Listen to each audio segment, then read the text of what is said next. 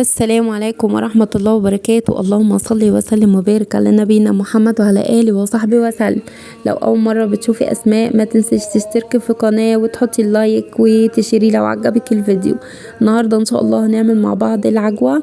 اليومين دول البلح رخيص جدا جدا يعني، وانا هقول لكم على نوع البلح اللي تجيبوه، برضو هتوفروا كتير قوي في الوصفة دي، وهتعملوا كمية كبيرة قوي تحطوها في الفريزر للمعجنات او للسندوتشات بتاعة العيال الصبح. كل سنة كل عام دراسي وانتوا طيبين، داخلين على المدارس وكمان داخلين بقى على السندوتشات الصباحية، ودي من احلى الوصفات اللي ممكن تتعمل سندوتشات للولاد.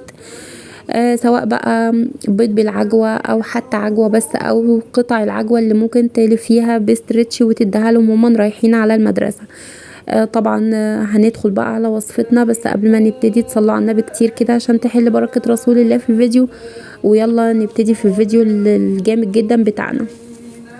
عندي هنا 2 كيلو من البلح، تفصصيهم وتشيلي القشر بتاعهم وتطلعي الفصايا. البلح تقريبا الكيلو ب10 او الكيلو ربع ب10.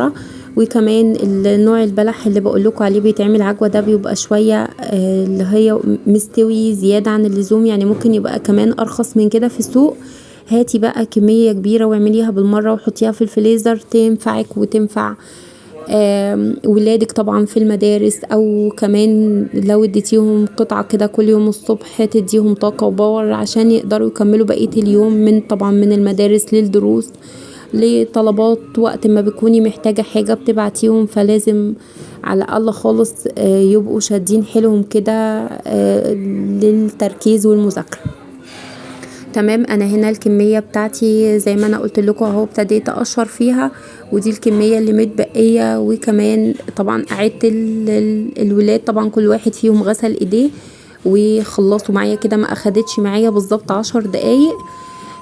ودول الكام واحدة اللي اتبقوا، فقلت افصصهم معاكم كده. زي ما انتم شايفين القشر بيطلع من اللحم بطريقة بسيطة جدا، لان ببساطة هو مستوي زيادة عن اللزوم، فما اخدش معانا وقت في التقشير والتفصيص بتاعه. جبت بقى صينية، ويفضل ان هي تبقى صينية ألمونيوم، لان هي دي اللي بتظبط كل حاجة في الفرن، يعني السوا بتاعها بيبقى مظبوط جدا جدا في كل حاجة بتحطيها في الفرن، وبالذات في الوصفة دي عشان انا مش عايزة مثلا صاج يبقى خفيف فيحرق لي البلح بتاعي، وخصوصا ان هو هينزل ميته او ينزل العسل بتاعه، فهيبقى سهل ان هو يتلسع او يتحرق. فالألمونيا دي بتبقى مظبوطة جدا في السوا، الخامة بتاعتها بتبقى تقيلة وبتاخد وقت كده على ما توصلها درجة الحرارة، يعني بتسوي في السوا المظبوط. فردت البلح بتاعي زي ما انتم شايفين، بحيث ان ما تبقاش بلحة على البلحة اختها، وابتديت بقى اسويه كده واظبطه واحطه في الفرن، ياخد له على الاقل خالص 3 ساعات على درجة حرارة 100 او 120 على الرف اللي من فوق خالص. ما تنزليهاش ولا تقربيها للنار عشان ما تتلسعش معاكي. انا عايزة ميتها تنشف وتنزل العسل بتاعها عشان يبقى سهل عليكي ان انتي تهرسيها. في الفيديو ده مش ههرسها ولا بمفرمة ولا بكبة ولا باي حاجة زي كده، وتعالي هنشوف. طبعا حطيتها 3 ساعات زي ما قلت لكم لحد ما وصلت للون والقوام ده. ما تخليهاش ناشفه قوي عشان تعرفي تهرسيها، وفي نفس الوقت ما تزوديش عليها النار عشان ما تتحرقش معاكي. اللون ده مظبوط جدا، ولا بقى تحطي كاكاو ولا تحطي اي لون علشان تديكي لون العجوة بتاعت بره. وطبعا انا مش هسرع الفيديو في الخطوة دي عشان من اهم الخطوات في العجوة. زي ما انا قلتلك مش هنستخدم مفرمة ولا هنستخدم كبة، لان ببساطة العجوة تقيلة جدا، لو حطيتيها في الكبة هبوظها لك او الكيتشن ماشين. بايديكي بقى كده زي ما انت شايفة، واهرسي قطعة قطعة ببطن ايدك، دوسي عليها هتتهرس معاكي بمنتهى السهولة لاني واخدة سواها المظبوط.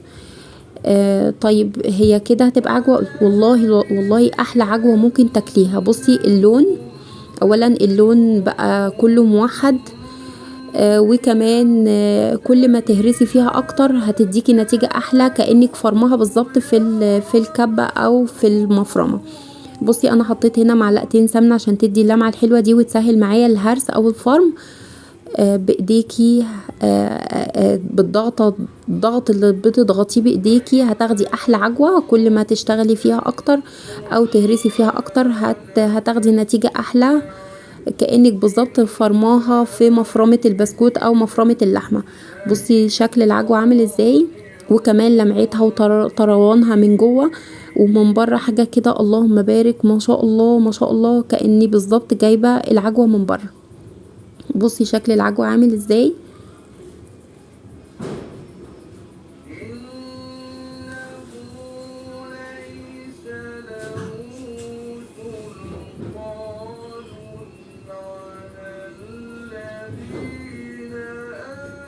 طيب تعالي بقى نتكلم، لو حابة ان انتي تحطي لها منكهات طعم ممكن تحطي مثلا القرفة بتبقى حلوة جدا في العجوة وليها طعم مميز، بس طبعا على حسب ما ولادك لو ما بيحبوهاش او بيحبوا القرفة طبعا مش هياكلوها. فانا هنا ما حبيتش احط القرفة لاني مش ملناش قوي فيها. انا خليتها سادة كأني بالظبط بلح وفرماه. طبعا انا جربت الطريقة التانية اللي بتبقى على البخار مش حلوة خالص خالص، وبتدي كده عجوة طرية وفيها مية مش ميتها ناشفة وزي اللي بنجيبها من بره بالظبط. فالطريقة بتاعة البخار ما عجبتنيش نهائي. تقريبا دي انسب طريقة وافضل تكنيك ممكن تعملي بيه العجوة بمنتهى السهولة في البيت. دي حاجة. الحاجة التانية لو حابة مثلا لونها كده، انا بالنسبة لي اللون ممتاز ممتاز، واخدة لون العجوة بالظبط اللي انا بشتريها من بره. لو حابة تغمقيها شوية ممكن تحط لها معلقتين كاكاو هيغمقوا اللون بتاعك ويخلوها طبعا على حسب العجوة اللي بتجيبيها هيخلوها اغمق من كده، بس انا شايفة اللون ده مناسب جدا للعجوة. تمام.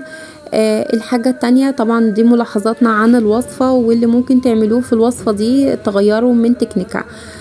طبعا انا عندي هنا شوية سمسم، انتي لو حابة ممكن تكسري تفرمي مكسرات في الكبة، عين جمل لوز بندق زي ما انتي حابة. انا هنا حبيت احط عليها سمسم بس، والسمسم كمان مفيد جدا جدا للتركيز وللولاد. يعني دي حاجة من الحاجات المهمة جدا اللي بتحطيها عليها، اهم كمان من بقية المكسرات.